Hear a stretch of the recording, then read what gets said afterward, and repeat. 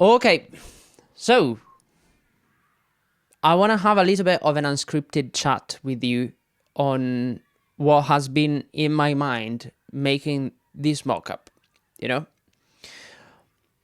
Basically, the goal of this was tweaking a few things in the template which I wasn't happy about. And yeah, I know, I'm an obsessive tweaker. I literally just made a template video like 2 months ago, but I wasn't like super happy with a couple of instruments and I wanted to revise a couple of things. What I originally thought it was going to be a downgrade, I think it turned out to be an upgrade, really. What am I talking about? I'm talking about Cinematic Studio Strings. What I'm doing here, I'm using the classic legato mode. Yeah, and for those of you who don't know what it is, it's basically a legato mode that allows you to have shorter transitions. Yeah, shorter legato transitions. And that makes it so that it's considerably easier to play compared to the regular legato mode. Obviously, it comes to the expense of realism in theory. Yeah, because having a longer transition would make it so that, you know, the legato sounds much more natural. Yeah. Or does it? Or does it? In theory, I think it does. But practically, I'm not sure. If you're like me and you like to play things in, you know, having such a huge delay, you know, is not necessarily going to make it easy for you or enjoyable. And so you might end up either, you know, just kind of step input or, I don't know, tweaking forever because you can't ever get, you know, the good performance you're seeking for. I mean, this is nothing, it's not a criticism on the library in itself, because I know many people will get used to it. I'm not one of those people. Yeah, I have to play in time. Yeah, I can't play that much ahead. And what we're talking about here is roughly 200 milliseconds ahead, which is, you know, a fair amount. Yeah, it's a fair amount of delay.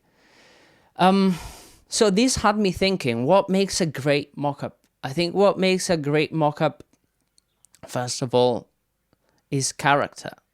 Yeah, and expressiveness, more so than anything else. And I don't think you can quite get that with just programming, you know? Because obviously there's a fair degree of programming in here, I'm not gonna lie. This mockup took forever, and there's that as well. I think it's an element. We're gonna talk about that later, maybe. But generally speaking, having a virtual instrument that is enjoyable to play and allows you that degree of expressiveness will at least give you an overall shape of where the performance is going that you can then tweak, you know, to finesse the details. Yeah. And of course, the devil is in the details. Yes. But at the same time, if you don't have that inspiration, I think to begin with, it's going to make it a lot harder for you. So character and expressiveness, that would probably be my first goal, you know, having those natural rises and falls, you know, is super important. Particularly when you have an emotional, you know, expressive piece of music like the one we've got over here, you know, and maybe we can isolate a couple of moments. Actually, let's do that. So let's have a look at this one.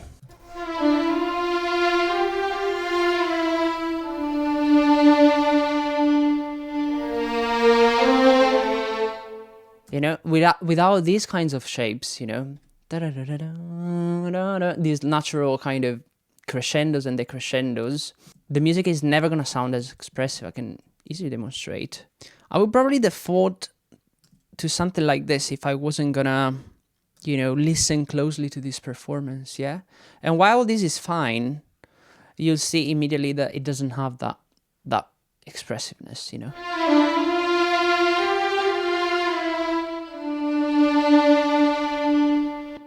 Yeah, let me go back.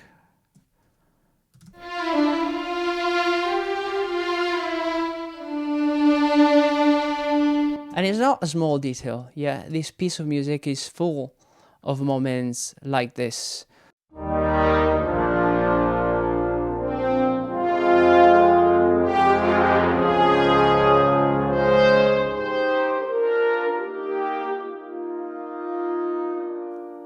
You know, it's full. We can open a few of these instruments. You see that it's full of micro managing dynamics.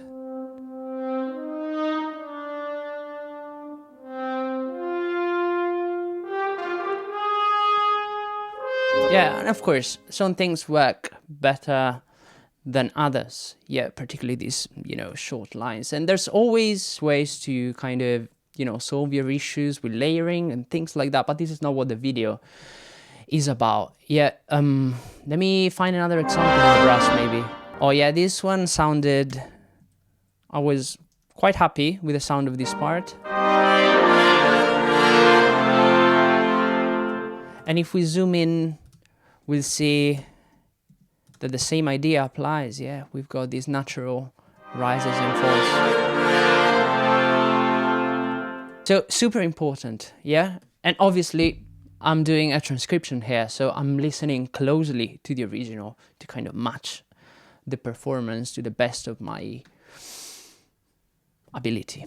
But let's go back to strings for a second, because they have a very different kind of shape, generally speaking, dynamic shape, you know, and tends to be much more gentle. It doesn't quite have the same spikes that you would see in brass, you know, when you're programming brass or playing a brass instrument, yeah?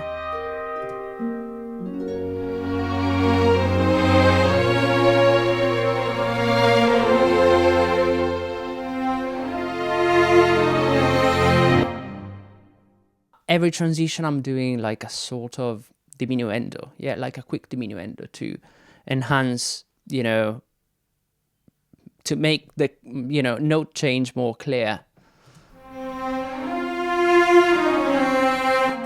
And articulation, of course, having these portamentos on the larger, you know, intervals.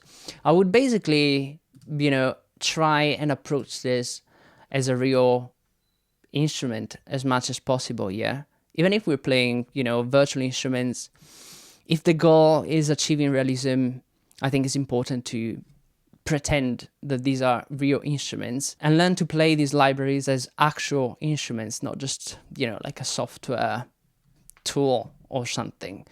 So this brings me back to my, you know, initial point. Yeah, how can you do this? How can you learn to play these instruments if you make it so hard on yourself with these huge, you know, delays and stuff? Once again, it's my fault for not being able to overcome this issue, you know, of learning to play so much ahead of the beat. But if you're somebody like myself who struggle with this, I'd seriously recommend, you know, getting a library that you can actually play, physically play. And then of course, once you've got that shape right, tweak to finesse the details and make it pop. Yeah. The other thing I wanted to talk about was the element of time. Yeah. This mock-up took an eternity. Yeah. And it may not be something realistic if you're on a job and it's a quick turnaround or something. It may not be feasible to reach these sorts of results because they take an eternity. You know, as I was progressing further into this transcription, I was actually thinking, why am I not making a YouTube video about this? Why am I not recording myself, you know, doing this transcription like I usually do? The simple answer is that I can't quite do it, you know, because the process is not quite as glamorous as many people might think, really.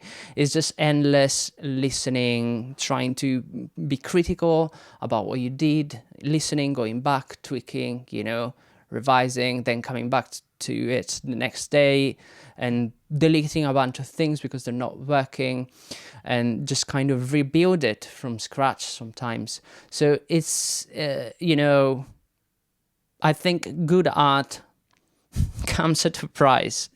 Yeah, or maybe it's just me. I don't know. I'm painfully slow. But to be completely honest, I don't know anybody who works in this field that can produce high-level mockups in a short amount of time. I could do the same, you know, probably in a couple of days, yeah, or less. I don't know, without any tweaking whatsoever, and it will probably only be like 60% of the way. So my advice here is, if you really want to sharpen up your skills, do not be afraid to put the time in, because it'll show. I'm not saying that this is a great mock-up by any means, yeah? You know, it's important to try and stay humble, but at the same time, I think it's important to strive for greatness, yeah, and allowing yourself the time that, you know, greatness requires. All right, I hope you enjoyed the video. It's been a bit of an informal kind of chat. Let me know what you guys think. I'm really curious to know your thoughts. And oh, before I forget, of course, the mockup is going to be available on my Patreon. Thank you for watching. I'll see you in the next one.